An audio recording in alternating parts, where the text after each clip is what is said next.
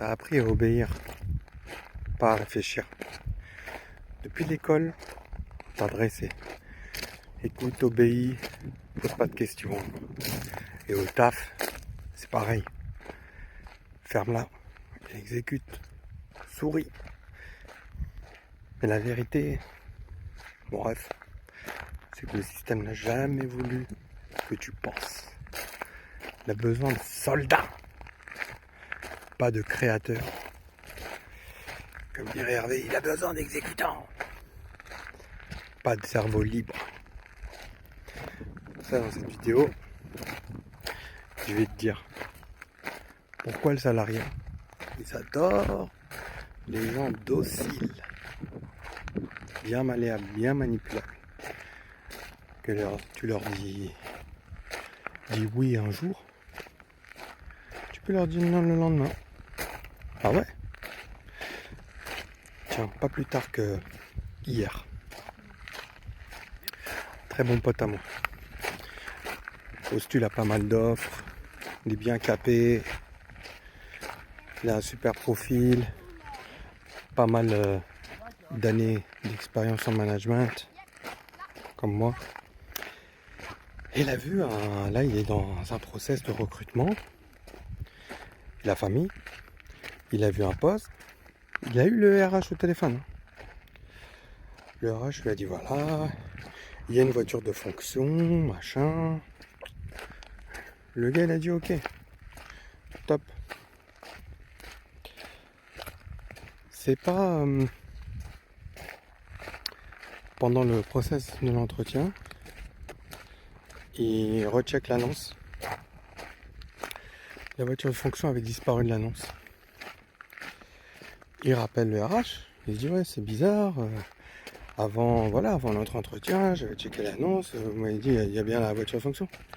Le gars il dit ah non mais j'allais vous le dire, on a revu le budget avec le client, finalement il n'y a plus de voiture de fonction, on est en train de voir voilà comment.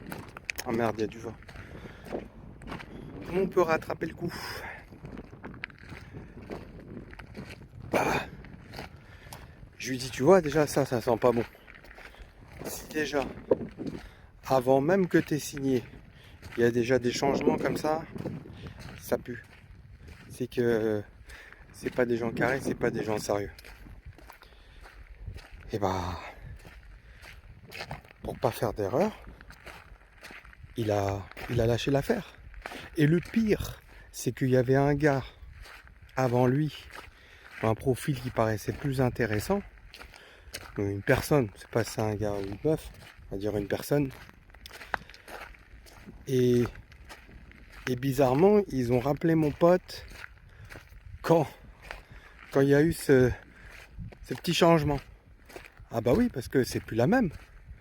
Quand tu as un avantage qui est écrit et que toi tu es là, tu dis ouais c'est trop bien.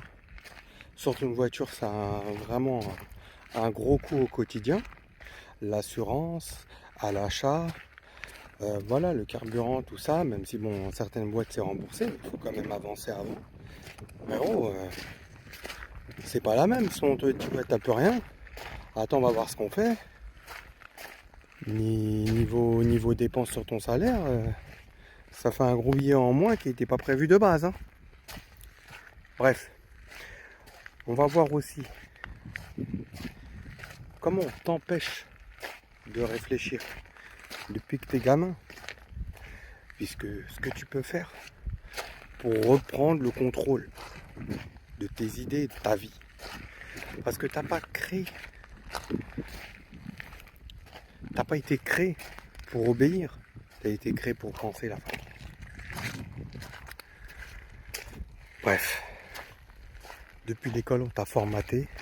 On dit, assieds-toi, écoute, lève la main pour parler. T'adresser à suivre des ordres. Pas à créer, pas à penser par toi-même. Toi, t'es là, tu bosses dans une boîte où chaque initiative doit être validée. Après, on te parle de confiance. Confiance de mon hic. T'as fait 10 piges dans une boîte où il il fallait, et c'est pas des blagues, hein, quand un gars avait un nouveau PC, il fallait que ce soit validé par 15 personnes. 15 pour un PC à 500 balles. C'est ça la confiance? Quand tu as une idée, on te dit, oh là là, c'est... Oublie pas qui t'es là, hein. T'es pas... Reste à ta place, hein. Donc c'est pas à toi de proposer ça. On va voir ce qu'on peut faire. Donc si tu fais juste ce qu'on te dit, là t'es pro. Si tu questionnes, t'es ingérable. La vérité c'est que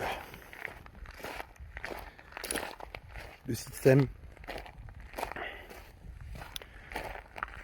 d'emploi, marché de l'emploi en France, en farce, ça veut pas des cerveaux libres, ça veut des exécutants dociles. Réfléchir ça dérange, obéir ça arrange. C'est ça la famille. Mais sans pensée critique, tu deviens un pion interchangeable. Oui, c'est sécure, parce qu'on se dit ouais il est docile, tout ça, mais en fait ça restera toujours à double tranchant. Tu vas gagner un peu plus de temps. Tu vas te faire bien voir, parce que tu seras une timpe, et tu vas juste gagner un peu plus de temps avant de sauter. C'est tout ce que tu vas gagner la famille. Et après, quand ils en auront marre, ils prendront une autre bitch. Bro. Bleh. J'adore faire le requin, moi. C'est comme ça, hein. C'est pas pour faire genre. Je suis un putain de requin dans l'âme, voilà. C'est comme ça. C'est la personnalité. Et si tu veux, il y a des solutions, quand même. Donc si t'as un taf, tu sens la douille, tu sens que tu te fais douiller, premièrement, tu vas remettre en cause les règles éclatées que tu vis, même à voix basse. Deuxièmement, tu vas te former en dehors du taf, tu vas développer des compétences pour toi, pas pour eux. Troisièmement, tu vas chercher des environnements où la créativité, la famille, c'est une valeur, pas un problème. Où toi, ce que tu as envie de travailler, ce que tu as envie de mettre en avant, ça a une vraie valeur. Tu te rends pas compte. Et quatrièmement, si la boîte dans laquelle tu t'as fait, elle étouffe ton cerveau, tu te casses. Tu te barres. Si t'en peux plus des Mathieu Mielleux, t'as envie de lui mettre une patate. Oh salut, tu vas bien? Tu te casses. Il n'y a pas de carrière dans la servitude. C'est juste du temps que tu gagnes pour remplir ton CV, c'est tout. Conclusion, la fafa. On t'a appris à obéir. Mais t'es pas un robot. Si tu refuses de réfléchir, quelqu'un d'autre le fera à ta place. Et ça toute ta vie. Et quelqu'un d'autre décidera de ta vie même. N'oublie pas. Reste focus et pas focus. Reste concentré. Peace.